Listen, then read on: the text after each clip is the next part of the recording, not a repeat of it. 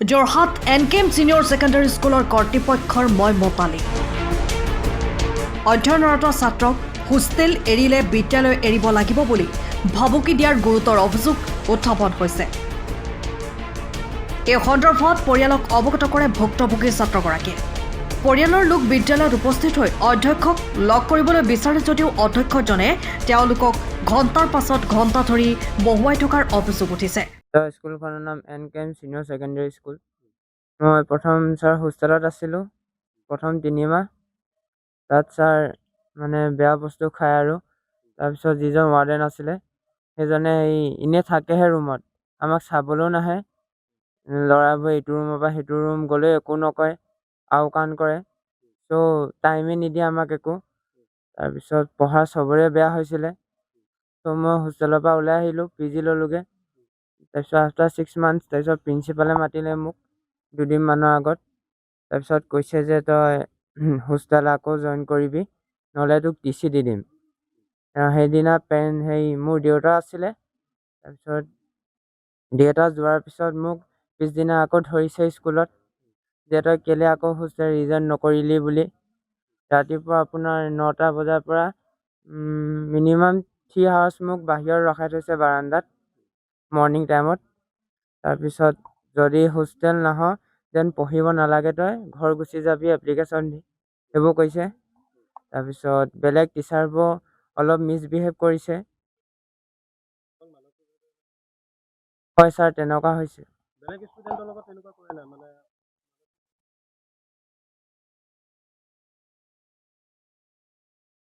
বেলেগৰ লগত তেনেকৈ দেখা নাই আজিলৈকে, মোৰ লগতে হৈছে। মোৰ আজি 3-4 দিন হৈছে ছাৰ। মই TC লৈ ইয়াৰ পৰা যামগৈ ভাবিছোঁ, কাৰণ ইয়াত চবেই মিছবিহেভ কৰিছে, কোনো ভাল ৰেচপন্স দিয়া নাই ছাৰ। মাৰিম মানে দম দিছিলে সেইদিনা অফিচত নি পিনে। প্ৰিন্সিপাল ছাৰ দিছিলে, পৰাগজ্যোতি শৰ্মা। আৰু ধমকি বেলেগে দিয়া নাই, বেলেগ টিচাৰ এজনে আহি পিনে তই পঢ়িব নালাগে কৈছিলে মোক। তেওঁৰ নামটো ছাৰ নাজানিম, আমাৰ নহয়, ডিপাৰ্টমেণ্টৰ নাছিলে। মই 11 ছাৰ। ঘটনাটো মানে সেইদিনা পেৰেণ্টছৰ মিটিং আছিলে আগদিনাখন, শুক্ৰবাৰে দিনা। দেউতাকে আহিব নোৱাৰিলে সেইদিনা। তাৰপিছত শনিবাৰে ৰাতিপুৱা 9 বজাত ফোন কৰিলে হীৰক ছাৰে, বোলে আমি এনকামৰ টিচাৰে কৈছোঁ। হীৰকজ্যোতি ছাৰ সেই এনকামৰ টিচাৰে হয়, তেওঁ ৱাৰ্ডেনো হোষ্টেলৰ। তাৰপিছত ক'লে আপোনালোক আহকচোন, এনেকৈ বুলি ক'লে। তাৰপৰা মই দেউতাকক পঠিয়াই দিলোঁ। তাৰপৰা দেউতাক আহিলত কৈছে বোলে আপোনাৰ ল'ৰা বোলে বেয়া হৈছে, বোলে পৰীক্ষাৰ ৰিজাল্ট ভাল হোৱা নাই ইমান। তাৰপিছত আৰু বোলে বেয়া মান মাতিছিলে নে কি বুলি কৈছে আৰু তেনেকুৱা দেউতাকৰ আগত। তাৰপিছত বোলে হোষ্টেললৈ বোলে ইয়াক লৈ আনক, PGত ৰাখিব নালাগে, ইয়ালৈ আনক, আৰু নহ'লে আমি যদি হোষ্টেলত নাথাকে ট্ৰান্সফাৰ চাৰ্টিফিকেট দি দিম। দেউতাকে আৰু একো ক'ব নোৱাৰি উপায়বিহীন হৈ আৰু ক'লে ল'ৰাটোক বোলে তুমি গুচি আহা, নহ'লে আৰু কৰিবা কি এতিয়া, গুচি আহা তেনেকৈ বুলি ক'লে। তাৰপিছত ৰুমলৈ গ'ল, যাওঁতে ইয়াত কৈ থৈ গ'ল বোলে অন্তৰীক্ষ বুলি কয় লগৰ ষ্টুডেণ্ট এটা আছে, অন্তৰীক্ষৰ লগতে নহয় থাকিবলৈ দিয়ে যদি আহিম এনেকৈ বুলি ক'লে। ইও মানে একো ক'ব নোৱাৰিলে আৰু এনেকৈ কৈ পিনে মানে গ'লগৈ।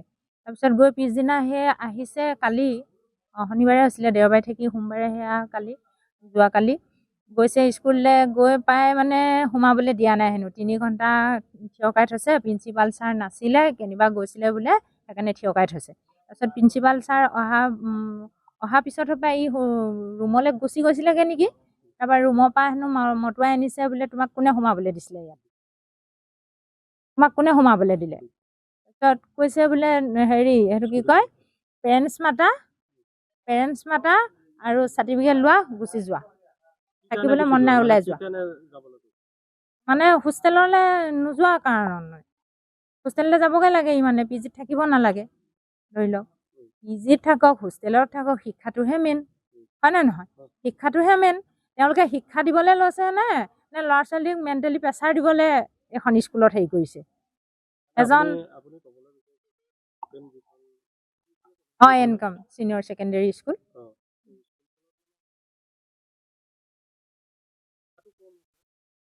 বিজনেছটো বেছি হৈছে ল'ৰাটো যদি পঢ়াৰ হেৰিটো যদি অকণমান কমটিয়ে মাৰ্কছটো যদি কমটিয়ে পাইছে সেইটো ভালকৈ বুজাই ক'বহে লাগে তোমাৰ বোলে ৰিজাল্টটো ভাল হোৱা নাই তুমি অকণমান জোৰ দিয়া পঢ়াৰ ক্ষেত্ৰত দুচাত দিয়ক মই সেইটোও বেয়া নাপাওঁ ল'ৰাটোক মেণ্টেলি প্ৰেছাৰ কিয় দিব লাগে এই ৰখাই লৈ এটা মেচিয়ৰ ল'ৰা এটা থিয়কাই লৈ 3 ঘণ্টাত থৈ যদি চবেই যদি হেৰি কৰি থাকে কেনেকুৱা লাগিব ল'ৰাটোৱে ষ্টুডেণ্টখিনি আগত লাজ পাইছেনে নাই পোৱা চবৰে আগতে সেইখিনি কৰিবলৈ মই ইয়াত ইমান পইচা খৰচ কৰি মই এখন স্কুলত মই ল'ৰাটো সেইকাৰণে দিছিলোঁ নেকি তেখেতলোকে মই উপজাচি নিজে থ'বলৈও অহা নাই ল'ৰা অনাও নাই ইয়াত এডমিশ্যন দিবলৈ তেখেতলোকে গৈ নিজে কথা বতৰা পাতিহে আনিছে এই হীৰকজ্যোতি ছাৰটো এই বেছি এইজনৰ পৰাই চবখিনি হৈ আছে এইজনে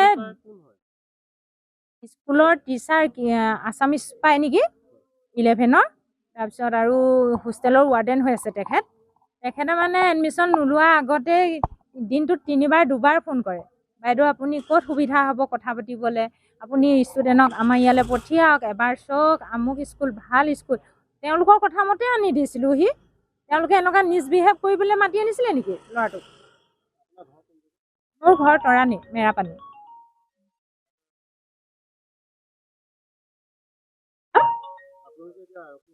আৰক্ষী সহায় লৈছোঁ ল'ৰাটোক কালি যিখিনি কৰিলে আজি ছাৰক সুধিছোঁ আজি ছাৰে কৈছে প্ৰিন্সিপাল ছাৰে বোলে সেইখিনি বিহেভ কৰাই নাই ল'ৰাটোক কৈ পিনে সেইখিনি বিহেভ নাই কৰা বুলি ক'লে কেনেকৈ হ'ব বোলে ল'ৰাটোক বোলে বিহেভ কৰা নাই নহয় একো কোৱা নাই থিয় কৰি থোৱা নাই আপোনাৰ ল'ৰাই বোলে নাচি আছেগৈ আৰে 3 ঘণ্টা থিয় হৈ থকা ল'ৰাটোৱে হৈ ইয়াত ডান্সৰ হেত নাচি থাকিবলৈ যাবলৈ মন কি তাৰ ভাল লাগিছে নেকি FIR এখন দিছোঁ আমি দহোটীয়াই পুলিবৰ দহোটীয়া থানাত দিছোঁ মোৰ নাম ময়ূৰী সোণোৱাল ষ্টুডেণ্টৰ মাক দেউতাকৰ নাম দুলেন বৰা অতি দুৰ্ভাগ্যজনক বিষয় যোৰহাট চাৰিঙীয়া অঞ্চলত এনকেম নামৰ বিদ্যালয়খনত বিভিন্ন ছাত্ৰ ছাত্ৰীয়ে আজি তাৰিখলৈকে শিক্ষা গ্ৰহণ কৰি আহিছে এই এনকেম নামৰ বিদ্যালয়খনত বিভিন্ন সময়ত বিভিন্ন অভিযোগ উত্থাপিত হোৱাৰ লগতে বিভিন্ন বিতৰ্কৰ মাজত আহি পৰে যোৱা বছৰ 2025 চনত এজন ছাত্ৰৰ ওপৰত নিৰ্মলভাৱে প্ৰহাৰ কৰা হৈছিল আৰু তাৰ সমান্তৰালভাৱে 2026 চনতো এই জানুৱাৰী মাহতে এজন ৰিন্টুমণি বৰা নামৰ এজন ছাত্ৰৰ ওপৰত শাৰীৰিক আৰু মানসিকভাৱে অত্যাচাৰ কৰা কথা অভিভাৱকসকলে আমাক জনোৱা মতে অসম জাতীয়তাবাদী যুৱ ছাত্ৰ পৰিষদ পশ্চিম যোৰহাট আঞ্চলিক সমিতিক জনোৱা মতে এই ছাত্ৰজনৰ যি বিদ্যালয়খনৰ যি হোষ্টেলৰ ব্যৱস্থা আছে সেই হোষ্টেলৰ ব্যৱস্থা উপযোগী নহয় গতিকে ছাত্ৰজনে যেতিয়া বিদ্যালয়খনৰ কৰ্তৃপক্ষক জনায় যে হোষ্টেলত থাকিব নোৱাৰা উপযোগী নোহোৱাৰ বাবে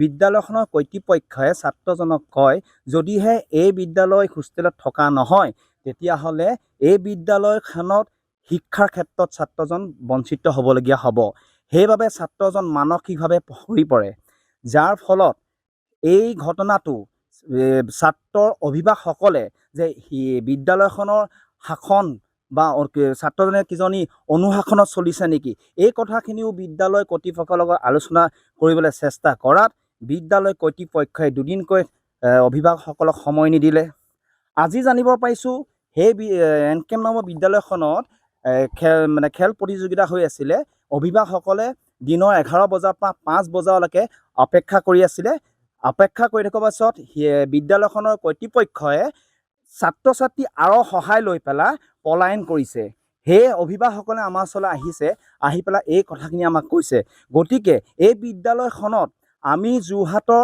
দহোটীয়া আৰক্ষী শিক্ষক বিষয়াক অসম জাতীয়তাবাদী যুৱ ছাত্ৰ পৰিষদ পশ্চিম যোৰহাট আঞ্চলিক সমিতিৰ ফালৰ পৰা আহ্বান জনাইছোঁ উচিত তদন্ত কৰি ছাত্ৰজনক ন্যায় প্ৰদান কৰিবলৈ সময়ৰ খবৰ সময়ত পাবলৈ ফলো কৰক টাইম অফ আছাম।